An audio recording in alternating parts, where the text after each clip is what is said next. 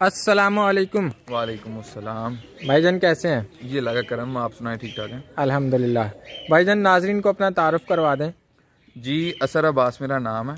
ये हम सियालकोट के एक गांव में जो है ना भबड़ियाँ वाला में जी जी इस टाइम मौजूद है। माशाल्लाह। तो अच्छा असर भाई, हम आपसे बफलो फार्मिंग के ऊपर या समझ लें कैटल फार्मिंग के ऊपर एक फिजिबिलिटी जानना चाहेंगे, जी जी क्योंकि आप नस्ल दर नस्ल ये कारोबार कर रहे हैं और माशाल्लाह पढ़े लिखे भी हैं। तो पहला सवाल ये है कि अगर इस कैटल फार्मिंग को बतौर कारोबार देखा जाए तो आप क्या कहेंगे कि आज के दौर में किसी नौजवान के घर की फैमिली के अखराजात इस कारोबार से पूरे किए जा सकते हैं या नहीं? जी बिल्कुल, इस कारोबार को हम लोग लेके चल सकते हैं। ठीक है, ये बहुत अच्छा कारोबार है। इसको देखा जाए तो आप हमारे दादा परदादा से भी चलते आ रहे हैं। बेसिक हमारा कारोबार हो रहा है, साइड बिजनेस है। ठीक है, ये भी एज अ शौक भी है, ये बिजनेस भी है हमारा। ठीक है, इसको आप जिस तरह चाहें आप वैसे लेके जा सकते हैं। इसको एज अ जो है ना वो शौक भी कह सकते हैं, एज अ बिजनेस भी कह सकते हैं। मगर अल्हम्दुलिल्लाह किसी का घर चल सकता है इससे, इजीली चल सकता है। जी सर, मैं आपसे जानना चाहूँगा कि आपके पास इस वक्त कुल कितने जानवर हैं और किस किस किस्म के जानवर हैं? जी हमारे पास जो है ना अभी तकरीबन 14 बड़े जानवर हैं। अच्छा, ठीक है। भैंसें? जी भैंसे हैं और जो है ना वो काउज वगैरह भी हैं, 2-3 हैं। अच्छा, ठीक है। और अल्हम्दुलिल्लाह हमारे पास कुछ जो है ना वो नीली रावी की हैं। ठीक है। कुछ सरगोदा से आई हुई हैं, बूढ़े विहाड़ी से आई हुई हैं। अच्छा, तो कलेक्ट करके हम लोगों ने सारा जो है ना किया हुआ है। कोई लाहौर से आई हुई है, उनका नाम भी हमने उसी नाम से रखे हुए हैं। अच्छा जी, यानी आपने जानवरों के नाम भी रखे हुए हैं? जी जी। आपके पास गोट्स भी हैं? जी जी। ये कितनी है? जी ये मेरे पास जो है ना वो 6 हैं, अभी तो 6-7 ही हैं। ठीक अच्छा। है। तो ये एक ही मैंने वैसे ही छोटे शौक के लिए रखी हुई थी। अच्छा। कि चलें, एक तो जो है ना कुर्बानी बंदा यहाँ को जानवर से करता खुद ही। ठीक है। और बाकी ये मैंने एज अ शौक ही रखे हुए हैं, कोई इतना नहीं है। मगर ये है कि ये भी बड़ा प्रॉफिटेबल काम है, अगर इसको देखा जाए ना, ये भी बहुत प्रॉफिटेबल काम है। सही है। अच्छा सर, आपने ये जो जानवर 10-15 भैंसें और 2-3 गाय और 5-7 गोट्स, इनको कुल कितनी जगह में संभाल रखा है और यानी इनके रहने के इंतजाम कुल कितनी जगह में किए आपने? जी हम लोगों ने तो इसको 3.5 केनाल पे है ये फार्म बनाया। ये फार्म हमारा 3.5 केनाल पे है। ठीक है। और 10 मरले हम लोगों ने पीछे वैसे इनके जो है ना गोबर वगैरह के लिए रखे हुए हैं। अच्छा। उसको साइड पे करने के लिए। अच्छा। ताकि जानवरों से हट के साफ सफाई का ख्याल रखा हुआ है। ठीक है। 3.5 केनाल पे है। अच्छा, चारों मौसमों में जी जी 24 घंटे 7 दिन जी क्या इनके रहने के इंतजाम यहाँ मौजूद हैं? जी अल्हम्दुलिल्लाह हमारा इसी फार्म के अंदर भी जो है ना वो मिट्टी भी है। ठीक है। वो हमारा अंदर भी बना हुआ है, कवरिंग करने के, सर्दियों के लिए अंदर है हमारे, बंद भी हैं। अच्छा। गर्मियों में ऊपर पंखे वगैरह लगे हुए हैं। अच्छा। और सारा जो है ना वो खुश्की भी है और सारा सिस्टम हम लोगों ने अंदर ही हमारा, इनका नहाने का, इनका ट्यूबवेल वगैरह भी हमारा फार्म के अंदर ही है। सारा सिस्टम हमारा जो है ना वो अंदर ही है। आप लोग इनके चारे वगैरह का इंतजाम कितनी जगह में करते हैं और किस किस किस्म के चारा जात का इंतजाम आप साल भर के लिए करते हैं? जी हमारे पास माशाल्लाह जो है ना हम लोग जो है ना वो 6 किला उसको कहते हैं। ठीक है। उसमें हम लोगों ने जो है ना वो हम लोगों ने किए हैं फार्म वगैरह, फसल वगैरह लगाई हुई है। ठीक है। उसमें हमारा शटाला है। ठीक है। उसके बाद हमारा वो गन्ने का फसल है। ठीक है। और उसके अलावा हम लोग कनक भी डालते हैं जानवरों को। सही है। ठीक है। उसकी फसल वगैरह का भी हम लोगों ने करते हैं, 7-3 का वो भी काट के डालते हैं। और दूसरे मौसम में आया जवार वगैरह है। ठीक है।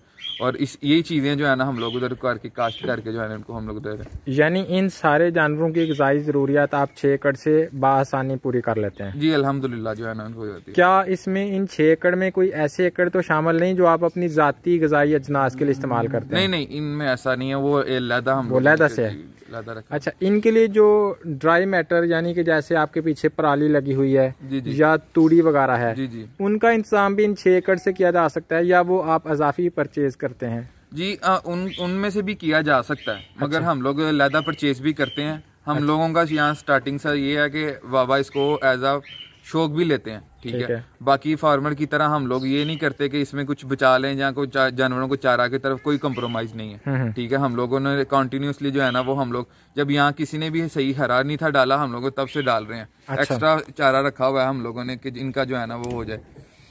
ठीक है। क्योंकि आगे भी इसकी जवाब देना है अगले जहाँ जाके भी। ठीक है। तो वो हम लोग इस चीज़ में कोई कंप्रोमाइज़ नहीं। सही हो गया। अच्छा भाईजान, ये बताइए कि इनको संभालने के लिए जी आपको कुल कितने आदमियों की ज़रूरत पड़ती है और वो आपका माहाना कितना खर्चा करवा जाते हैं? जी हमारे पास अभी तो 2 लोग काम कर रहे हैं जो प्रॉपर काम कर रहे हैं। तीसरे हम लोगों ने एज ए हेल्पर रखे हुए हैं जो इनका दूध वगैरह निकालने के लिए और इनको वैसे जो है ना कोई सर्दी से बचाने के लिए कोई नुकसान वगैरह लगाते हैं। ठीक है तो वो उसी के लिए हमने बस इनको रखे हैं। वैसे टोटल 3 लोग हमारे पास काम कर रहे हैं। 2 बंदे इनको संभाल सकते हैं? 2 इनको इजीली संभाल सकते हैं। तो उनका महाना खर्च कितना आ जाता है आपके पास? जी महाना खर्च जो है ना वो 15,000 रुपये फी बंदा है हमारे पास। 30,000 में 2 बंदे आप रख सकते हैं। दूध वगैरह हम लोग उनको लैदा दे देते हैं। ठीक है। 6 एकड़ ज़मीन के चाराजात ये जानवर खाते हैं और 2 बंदे आपके इनको संभालते हैं। जी। तो सवाल ये है कि ये आहराजात करवाने के बाद आपको इन जानवरों से महाना या सालाना हासिल क्या होता है?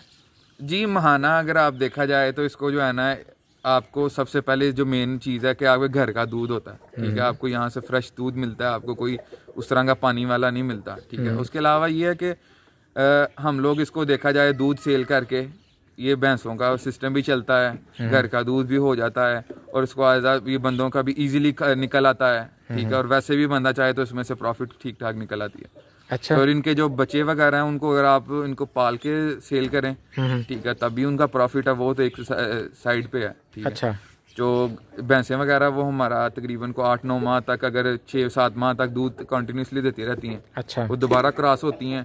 ठीक है, क्रॉस होके उनका रेट फिर वहीं चले जाता है, दूध हमारी बचत आ जाती है और साथ ही है कि ये इनके जो बच्चे होते हैं वो भी हम लोग पाल के सेल कर सकते हैं। अच्छा जी।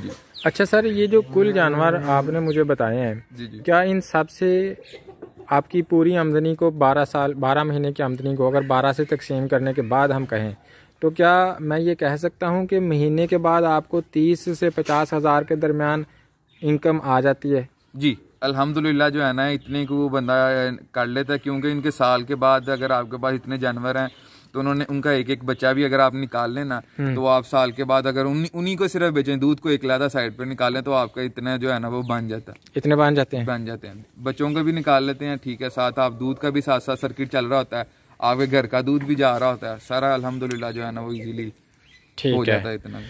तो अब आपसे मैं ये जानना चाहूँगा कि आजकल एक भैंस की औसत कीमत क्या चल रही है, एक गाय की औसत कीमत क्या है और एक बकरी की औसत कीमत क्या है, क्योंकि आपने ये तीनों कैटेगरीज रखी हुई हैं? अच्छा भाईजान, ये होती है नस्ल पे डिपेंड करती है। ठीक है, अगर आप देखा जाए तो अगर किसी आपने कोई अच्छी लेनी है, दूध पे भी डिपेंड करती है, बड़े जानवर में दूध पे डिपेंड करती है कि वो दूध कितना दे रही है। ठीक है, उस पर डिपेंड करती है। यहाँ आप देखा जाए तो एक बात है 2.25 लाख 2 लाख 2.5 लाख 3-3 लाख पे भी जाती हैं गायें। अच्छा। भैंसें जाती हैं 3-3 लाख पे, हमारे पास भी हैं एक। यानी एक गाय भैंस औसतन 2-2.5 लाख में आ जाती है। और बकरी वो भी नस्ल पे डिपेंड करती है। आपके पास जो बकरी है इनके बारे में बताएं कि मैंने बकरी ये जो है ना वो अमृतसर नस्ल की बकरी है। ठीक है, ये मैंने जो है ना 45,000 की ली थी तब। ये प्रेग्नेंट थी उस वक्त? तब इसके पीछे 3 बच्चे थे। 3 बच्चे थे। 3 बच्चों वाली बकरी आपने 45,000 की ली थी। ठीक हो गया। अब यहाँ से कोई बंदा अंदाज़ा लगा सकता है कि उसने अगर ये कारोबार शुरू करना है तो उसको शुरू करने के लिए कितना सरमाया दरकार है। ओवरऑल प्रॉफिट की बात तो भाई ने तकरीबन आपको बता ही दिया कि सिर्फ बच्चे ही आप काउंट कर लें तो महाना 30 से 50 हज़ार बचा सकते हैं। बसूरत दीगर अगर आपको दूध से कुछ बचता है तो वो आपकी एडिशनल इनकम होगी। ज़बरदस्त। अच्छा सर, मैं ये आपसे पूछना चाहूँगा कि ये जो आपने अभी तक 2-2.5 साल एक्सपीरियंस किया इस कारोबार की मतलब इसकी बुनियाद पे, कोई ऐसी बात जो मैंने आपसे नहीं पूछी लेकिन नए शुरू करने वाले को ज़रूर पता होनी चाहिए, अपनी तरफ से नाज़रीन को तो फ़तन बता दें? जी, बात यह है कि अगर आप कोई भी काम शुरू करना चाह रहे हैं तो आप उसमें जब जाएंगे, आप करेंगे, खुद प्रैक्टिकली करेंगे तो आपको पता लगेगा। आप स्टार्टिंग में ही काम करें, मगर यह है कि आप एक साथ जो है ना सारा नहीं डाल सकते।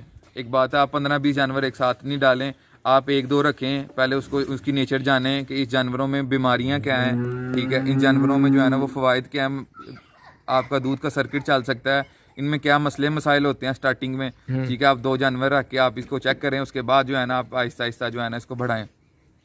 ठीक है सर, बहुत शुक्रिया, आपने बड़ी ज़बरदस्त गुफ्तगू की है, माशाल्लाह। अस्सलाम वालेकुम। जी वालेकुम सलाम।